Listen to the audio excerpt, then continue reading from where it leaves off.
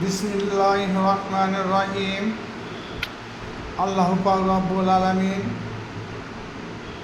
সূরা ফাতিহা অর্থাৎ যেটাকে আমরা আলহামদু সূরা বলে জানি, এই সূরাতে তিনি বান্দাকে বলতে বলেছেন ইয়্যাকা না'বুদু ওয়া ইয়্যাকা নাস্তাঈন। বান্দা তোমরা বলো আমরা যেন তোমারই ইবাদত বন্দেগী করতে পারি আর তোমারই কাছে যেন সাহায্য চাই।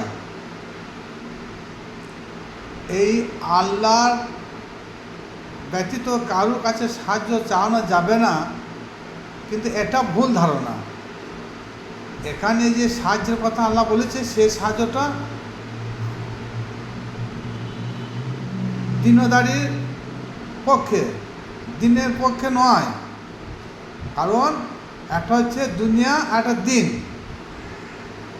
সূরা ফাতিহাতে যে সাহায্যের কথা বলা হয়েছে এটা হচ্ছে দিনের সাহায্য, দুনিয়ার সাহায্য কথা এখানে বলা হয়নি। তা এই আয়াতটাকে উদ্দেশ্য করে সারা ভারতবর্ষে তথা বাংলাদেশ, পাকিস্তান, অন্য অন্য রাষ্ট্রও রয়েছে যে সাহায্য চাইতে হলে আল্লাহর নিকট ছাড়া কারোর কাছে সাহায্য চাওয়ানো যাবে না। তার প্রমাণ সূরা ফাতিহাকে উদ্দেশ্য করে তিনারা কথা বলেন। কিন্তু আল্লাহ পাক সবই করতে পারেন। তিনি হায়াতদাতা, তিনি রুজিদাতা। এরপরেও আল্লাহ পাক রব্বুল আলামিন ওসিলার কথাটা কোরআন পাকে বলেছেন।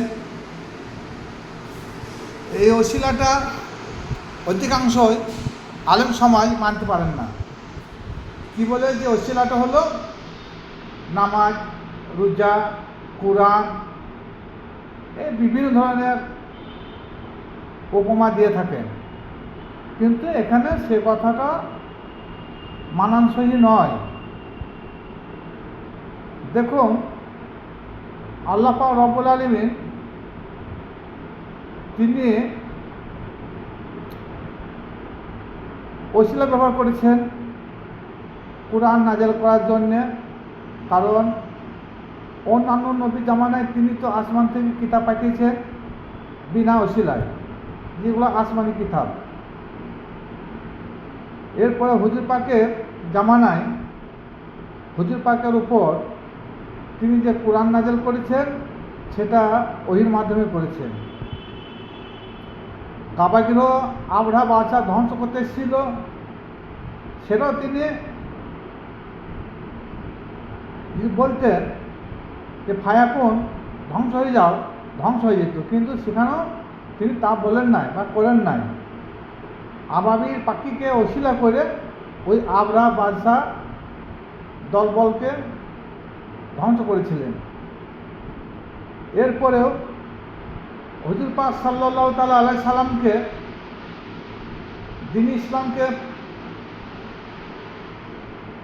দ্বীন ইসলামকে প্রতিষ্ঠিত করার জন্য পাঠিয়েছেন। সে দ্বীন ইসলামের প্রতিষ্ঠাতা হুজুর পাক সাল্লাল্লাহু তাআলা আলাইহি সাল্লাম। তবুও কিন্তু হযরত মুহাম্মদ মুস্তাফা সাল্লাল্লাহু তাআলা আলাইহি সাল্লাম মাওলানা আলীর ওসিলা চেয়েছেন। যেমন খন্দকের যুদ্ধে যখন আল্লাহ নবীর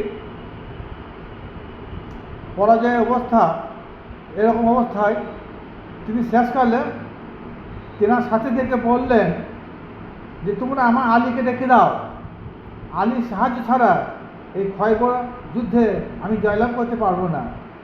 তাহলে এখানেও আলীর সাহায্য চেয়েছেন। এছাড়া অধিকাংশ যুদ্ধে মাওলানা আলীর সাহায্যে তিনি জয়লাভ করেছেন।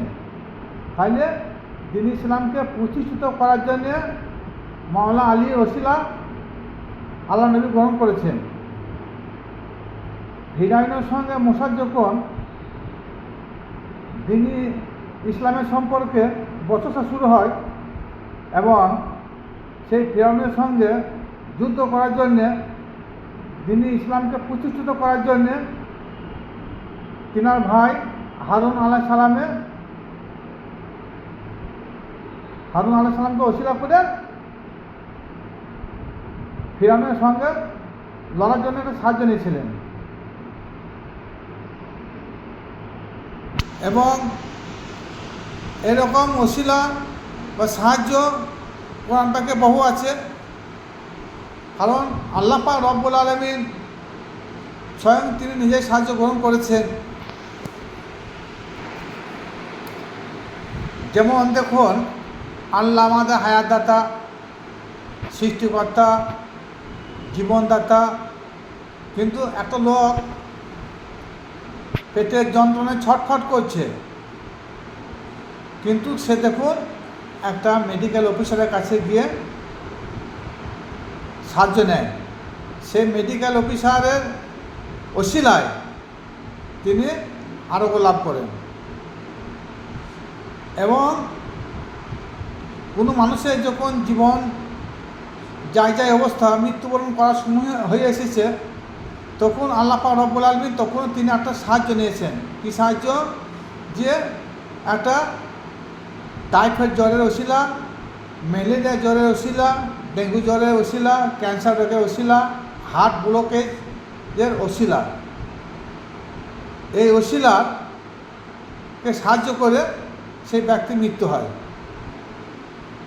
তদ্রূপ আল্লাহ পাক রব্বুল আলামিন তিনি প্রত্যেকটা মানুষের জান কবুজ করতে পারেন, কিন্তু সেখানে মালিকুল মউতকে ওসিলা করেছেন। এবং